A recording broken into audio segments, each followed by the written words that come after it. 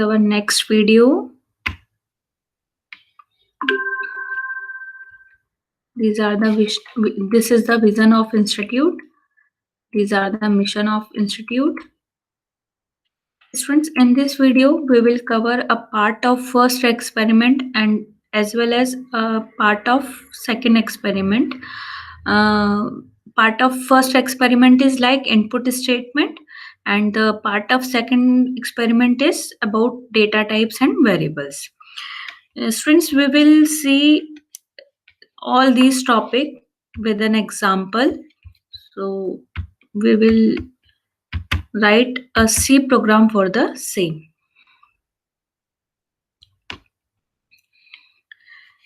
Students, in my previous video, I have already told you about output statement. In previous video, we have write a program which print hello on the output screen. Students, previous video में हमने एक programme बनाया था जो कि screen पे hello print कर रहा था. stdio.h ये आपकी फर्स्ट लिंकिंग सेक्शन का पार्ट है. You know already about this linking section. We have to include library files in this section. We have include in this program two library files, stdio.h and conio.h. Now next step is void main. Students, in my previous video I have already told you how we can write a statement or any sentence or any statement or your address or any message on the screen. In this video we will learn about input statement, okay, and as well as data types. Students, for that we write here a program to add two numbers. Students, for that we have to declare three variables of integer type. यहाँ हमें data का type बताना जरूरी होता है, and that is called data type. Variable का type बताना है, ये वेरिएबल किस टाइप की वैल्यू को कंटेन करेगा. हमारे पास नंबर्स के लिए तीन तरह के डेटा टाइप्स होते हैं, integer, float and double. Integer whole numbers के लिए यूज में आता है. Float and double floating point numbers के लिए यूज में आता है. अगर हमें दो नंबर्स को ऐड करना है तो हमें यहाँ पे तीन वेरिएबल्स लेने होंगे. दो नंबर्स जिनको हमें ऐड करना है, दो वेरिएबल्स उनके लिए, एक उनके रिजल्ट के लिए. तीनों हमने इंटीजर टाइप के लिए हैं, क्योंकि दो इंटीजर्स को ऐड करेंगे तो रिजल्ट भी इंटीजर टाइप का आएगा. ये प्रोग्राम हम बना रहे हैं जिसमें कि इंटीजर ए और बी की वैल्यू फिक्स्ड वैल्यूज है यहाँ पर.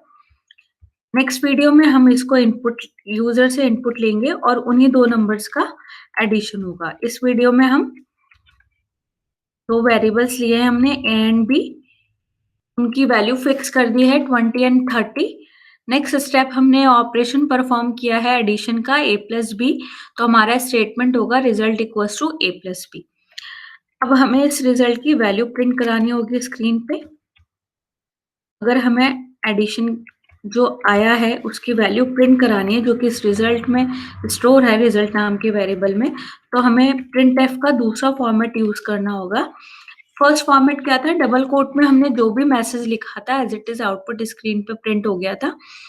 इस वीडियो में हम रिजल्ट की वैल्यू प्रिंट कराना चाहते हैं. तो इसके लिए क्या फॉर्मेट है स्टूडेंट्स की, डबल कोट में हम पहले इस रिजल्ट का रिजल्ट जो कि इंटीजर टाइप का है उस रिलेटेड फॉर्मेट स्ट्रिंग देंगे. मीन्स कि हमें ये रिजल्ट की कौन सी वैल्यू, किस टाइप की वैल्यू हमें स्क्रीन पे चाहिए. हमें डेसिमल वैल्यू चाहिए. इंटीजर के लिए जो फॉर्मेट स्ट्रिंग होती है वो %d होती है, तो हम यहाँ पर %d फॉर्मेट स्ट्रिंग लेंगे. हर डेटा टाइप से रिलेटेड तीन चीजें हमें जरूर पता होनी चाहिए. डेटा टाइप किस तरह की वो वैल्यू कंटेन करता है, उसके लिए कीवर्ड क्या यूज करना है हमें, और फॉर्मेट स्ट्रिंग क्या है. एज वेल एज एक चीज और हमें पता होनी चाहिए, that is memory size. Integer जो मेमोरी में साइज यूज करता है वो है 2 बाइट. फ्लोट हमारा जो कि नेक्स्ट डेटा टाइप होगा वो इंटीजर 2 बाइट्स लेता है, फ्लोट 4 बाइट्स लेता है एंड डबल 8 बाइट्स लेता है. Okay, that's it.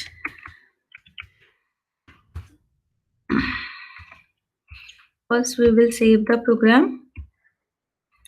We will save with demo.c. We have already file with this name. That's why there will be a message. Include, sorry, spelling is wrong.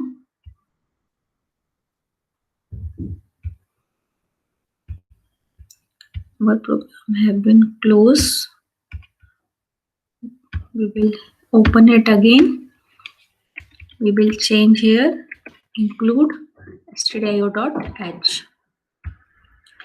Compile successfully. Run. Answer is 50. Students, ये programme हमेशा क्या answer देगा? 50, क्योंकि हमने ए और B की values को fix किया हुआ है. अब हम ये चाहते हैं कि ए और बी की वैल्यू यूजर इनपुट करे और जो भी दो नंबर्स यूजर इनपुट कर रहा है हमेशा रिजल्ट में उन दोनों का एडिशन प्रिंट हो. इसके लिए हम यूज करेंगे इनपुट स्टेटमेंट्स. डेटा टाइप हमने ऑलरेडी कवर किया इसमें, integer data type. Fixed value हम इसमें से हटा देंगे. अब हम यूजर से इनपुट लेंगे. इनपुट के लिए स्टूडेंट जो स्टेटमेंट होता है दैट इज स्कैनएफ. हमें यहाँ पर भी स्कैनएफ का जो फॉर्मेट है, फिक्स फॉर्मेट, वही यूज करना होगा. स्कैनएफ का फॉर्मेट होता है डबल कोट में %d, यानी कि हमें फॉर्मेट स्ट्रिंग देनी होती है उस डेटा टाइप से रिलेटेड. तो इंटीजर की फॉर्मेट स्ट्रिंग %d है, डबल कोट में हमने वो दिया है. देन हमने यूज किया है %a. Student, this ampersand is called address of operator. Actually screen पे हमने जो भी फर्स्ट वैल्यू डाली है वो हमें ए के एड्रेस पे सेव करानी है. दैट्स वाई हमने यहाँ पर जो ऑपरेटर यूज किया है वो है एम्परसेंट ए, यानी कि एड्रेस ऑफ ए. स्कैनएफ में हमें ये ऑपरेटर यूज करना कंपलसरी है, ये आप हमेशा ध्यान रखें. हमने जो भी वैल्यू डाली है वो हमें ए के एड्रेस पे सेव करानी है, इसलिए हमने एड्रेस ऑफ ऑपरेटर यूज किया है. नेक्स्ट जो सेकंड वैल्यू हम डालेंगे वो हमें बी के एड्रेस पे सेव करानी है, इसलिए हमने यहाँ पर एड्रेस ऑफ बी लिखा है. Result equals to A plus B और प्रिंटएफ % रिजल्ट, ये दोनों लाइंस जो कोड किए ये एज इट इज सेम रहेंगी. अब हम इस प्रोग्राम को रन करेंगे. Answer is again 50. सॉरी, हमने CLR SCR नहीं लगाया है, इसलिए आपका ये 50 एज इट इज प्रिंट होके आ रहा है. हम दो नंबर्स यहाँ पे जो नए देंगे हमारा उनका आंसर आ जाएगा. नेक्स्ट हमने दो नंबर एंटर किए 34 एंड 56, आंसर आया 90. हम यहाँ CLR SCR यूज कर लेते हैं.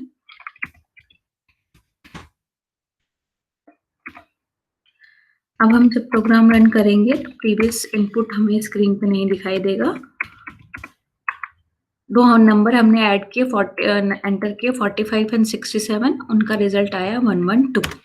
स्टूडेंट्स, ये प्रोग्राम जो है अभी बहुत प्रेजेंटेबल प्रोग्राम नहीं है एग्जैक्टली, बिकॉज कोई मैसेज नहीं आ रहा है, सिर्फ एक स्क्रीन पे कर्सर ब्लिंक कर रहा है, तो एक न्यू यूजर नहीं समझ पाएगा कि एग्जैक्टली करना क्या है. तो हम क्या कर सकते हैं इसके लिए, हमें पता है मैसेज देने के लिए या कुछ भी स्क्रीन पे प्रिंट कराने के लिए हम प्रिंटएफ का फर्स्ट फॉर्मेट जो कि हमने लास्ट प्रोग्राम में देखा था वो यूज कर सकते हैं. तो हम यहाँ एक मैसेज दे देंगे, एंटर फर्स्ट नंबर. उसके बाद हम स्कैनएफ लिखेंगे, तो उससे ये होगा फर्स्ट, स्क्रीन पे लिखा हुआ आएगा एंटर फर्स्ट नंबर, वहां पे कर्सर ब्लिंक करेगा, हम जो नंबर डालेंगे वो ए के एड्रेस पे जाके सेव हो जाएगा. फिर नेक्स्ट हम लिखेंगे printf enter second number.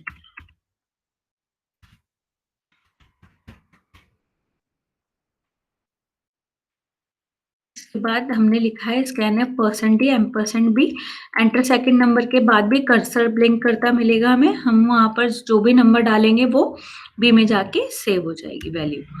Now result equals to A plus B. A की वैल्यू यहाँ पर जो भी हमने दी है वो यहाँ पर एज इट इज आ जाएगी. बी की जो भी हमने वैल्यू दी है वो भी यहाँ आ जाएगी. दोनों का एडिशन होके रिजल्ट में सेव हो जाएगा. देन सेम स्टेटमेंट से हम रिजल्ट की वैल्यू स्क्रीन पे प्रिंट करा लेंगे.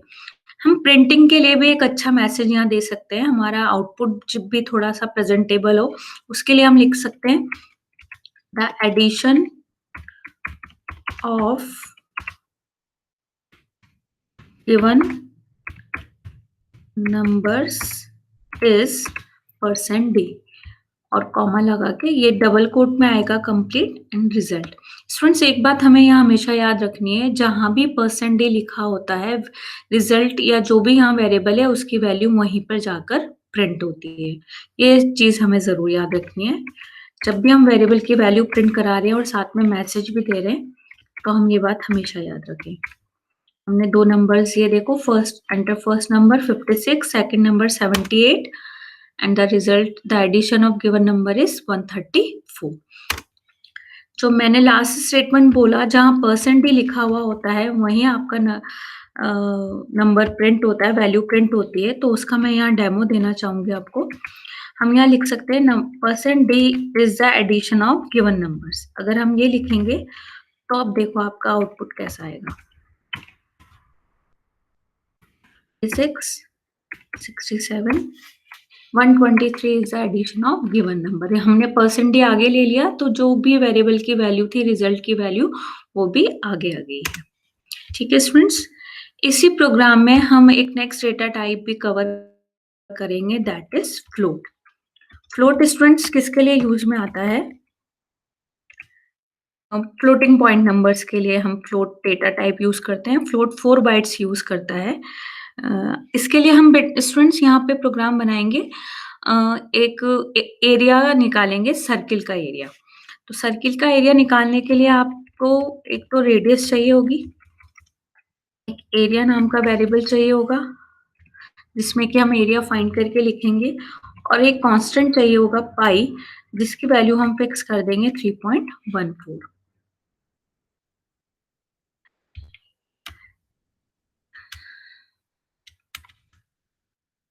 यहाँ पर जो एक वेरिएबल हमें इंटीजर टाइप का हम लेंगे, that is radius of the circle.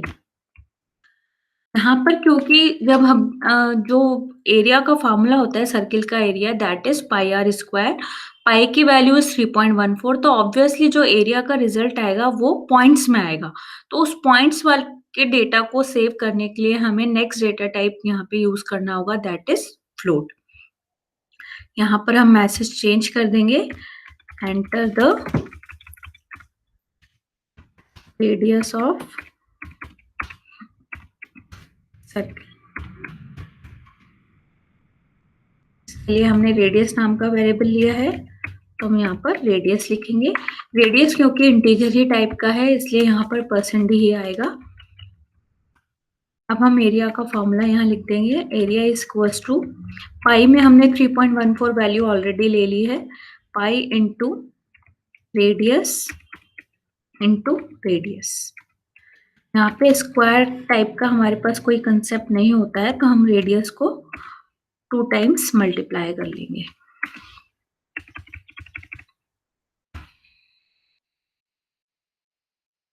ये जो रिजल्ट आएगा एरिया का फ्लोट में आएगा, तो हम यहाँ पर मैसेज भी चेंज करेंगे और फॉर्मेट स्ट्रिंग भी लिखेंगे, the area of the circle is %f। यहाँ पर हमें जो फॉर्मेट स्ट्रिंग लेनी होगी वो होगी %f, क्योंकि एरिया फ्लोट टाइप का है, डेटा टाइप इज फ्लोट। हम इस प्रोग्राम को रन कराएंगे। रेडियस की सॉरी स्पेलिंग स्टूडेंट्स गलत हो गई है, अभी हम सही कर देंगे। The area of the circle is 78.5 and 5 times 0। 78 point के बाद आप स्टूडेंट्स देख रहे हैं कि टोटल पॉइंट के बाद बाय डिफॉल्ट जो फ्लोट है वो 6 डिजिट तक पॉइंट्स के बाद वैल्यूज लेता है। हम पहले रेडियस की स्पेलिंग यहाँ सही कर देते हैं, रेडियस। स्टूडेंट्स अगर हम चाहते हैं कि पॉइंट के बाद पर्टिकुलर 2 या 3 डिजिट तक ही हमारे पास आउटपुट आए, तो हमें उसके लिए जो स्पेशल फॉर्मेट यूज करना होगा फॉर्मेट स्ट्रिंग के साथ, दैट इज पॉइंट के बाद वो डिजिट, जितने डिजिट तक हमें आंसर चाहिए। अगर हमें पॉइंट के बाद 2 डिजिट तक आंसर चाहिए तो हम f के आगे 0.2 लगा देंगे। अगर 8 डिजिट तक चाहिए तो 0.1, 3 डिजिट चाहिए तो 0.3 एंड सो ऑन। रन करके आप इसका आउटपुट देख सकते हैं। स्टूडेंट्स देखिए हमने वहाँ 0.2 लगाया था, इसलिए इसका आंसर आया है 113.04। अगर हम यहाँ पर 0.1 लगा देंगे तो इसमें जब आंसर आएगा तो पॉइंट के बाद ओनली 1 डिजिट तक का आंसर आएगा, 201.0। I hope this topic is totally understandable by you.